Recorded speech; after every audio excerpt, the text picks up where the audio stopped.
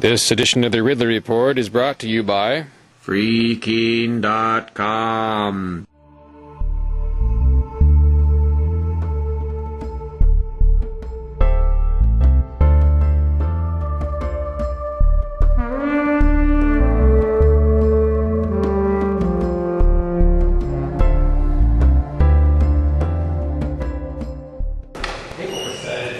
Just waiting? Yeah, he's bringing me some paperwork, copies of I swear this is true, what I'm about to say, stuff that I signed and whatnot.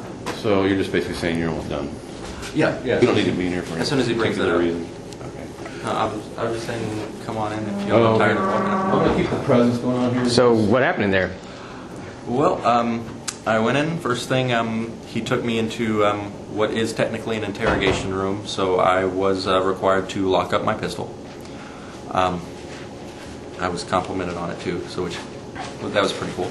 And essentially he asked me the standard, what happened, and it was quite a boring conversation, all in all. We went through the facts of everything that happened, how I felt about him, the demeanor of the officers involved. He did not want to hear any time I said, yes, they did that, but I didn't want to comply because it was illegal. He didn't want to hear that. He only wanted the facts of the case. But all in all, it seems... I'm not sure which way this might go. He was friendly, but yeah, so were the SS. So we'll see how it goes, but after he brings me out that paperwork, I'm ready for a drink, so I'll buy everybody a round of drinks at Murphy's. All right. Thanks, Ryan. And then this is page 2 that you and I went over a while ago. Okay. All right. Okay, this is just the short version, and what's with the DOB here? That's, I believe, is that your date of birth? That makes me almost as old as my parents. You're right.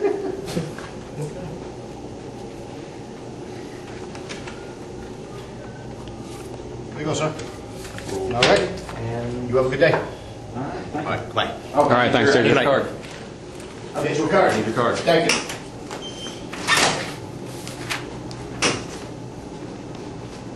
Yeah, I love this. Nature of complaint. Officers detain Mr. Mervyn. Yeah, the nature of complaint is not constitutional violations of 35 different laws, etc. It's officers detain Mr. Marvin.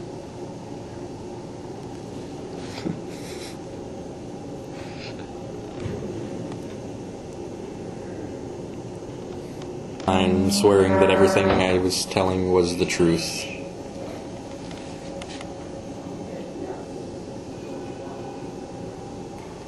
All right, so now Ryan is waiting for the sergeant's business card, and I guess we've been waiting maybe 10 minutes now just for the business card. That's the last item before we leave.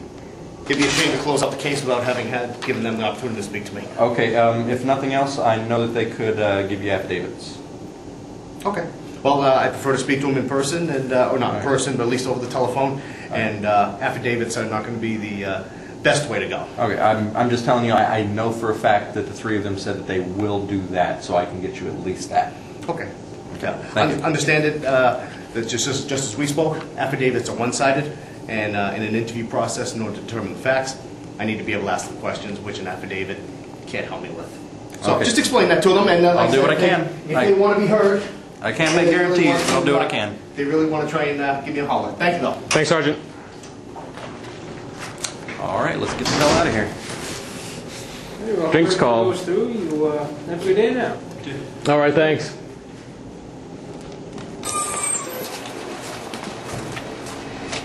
So how do you think it went overall, Ryan? I did well.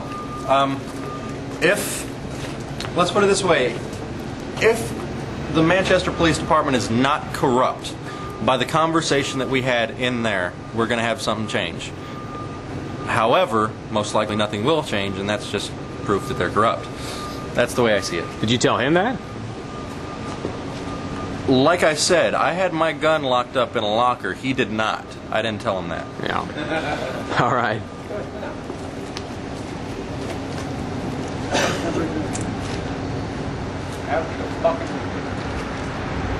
Walking in there and doing that.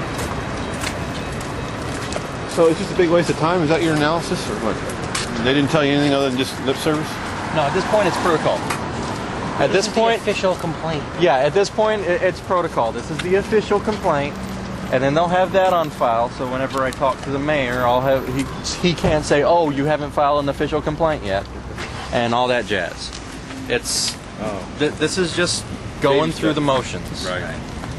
And it becomes evidence if any sort of lawsuit needs to go forward. Yes. It's the first step for the house. So. And the last thing I want to do is a lawsuit unless it's absolutely necessary. Like I said, all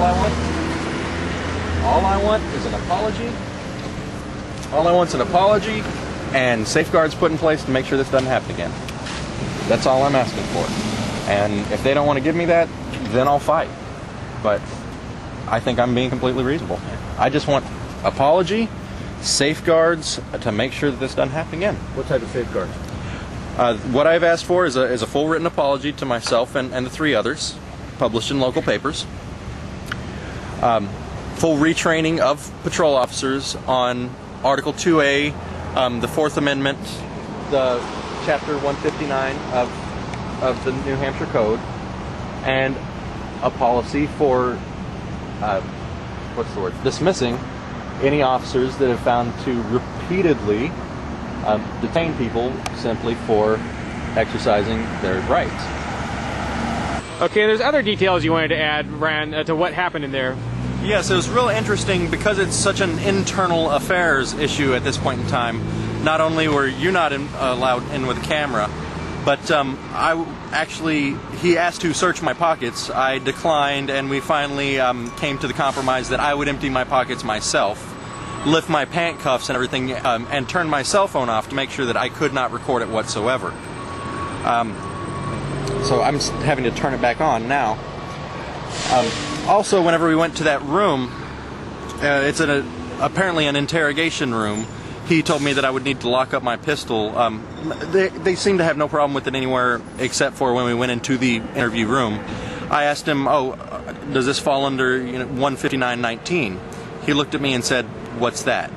And 159.19 is an RSA, the section on open carry of firearms. No, right? 159.19 is the pretty much only restriction on where firearms can be carried in New Hampshire, which is courthouses and interrogation rooms. This particular room, even though an interrogation wasn't going on, is designated as an interrogation room, so I did comply with that.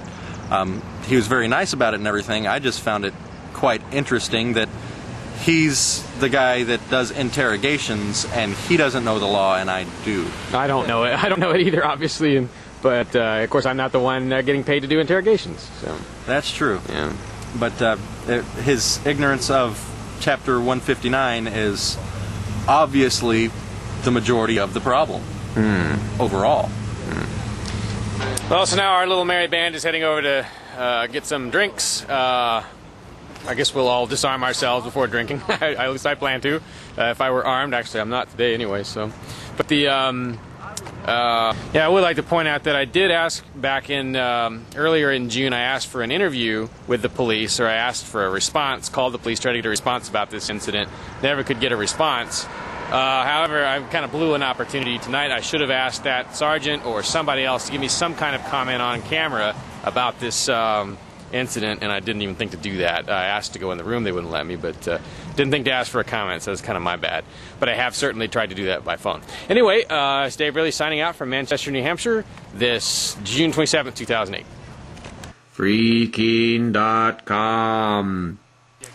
FreeKeene.com believes Keene is the best destination for pro-liberty activists like you. Keene is an exciting and challenging ground floor opportunity. Visit move.freekeene.com and read over 108 reasons to move to Keene. Help us free the beautiful little city of Keene from the clutches of the government. Learn why you should move to Keene at move.freekeene.com.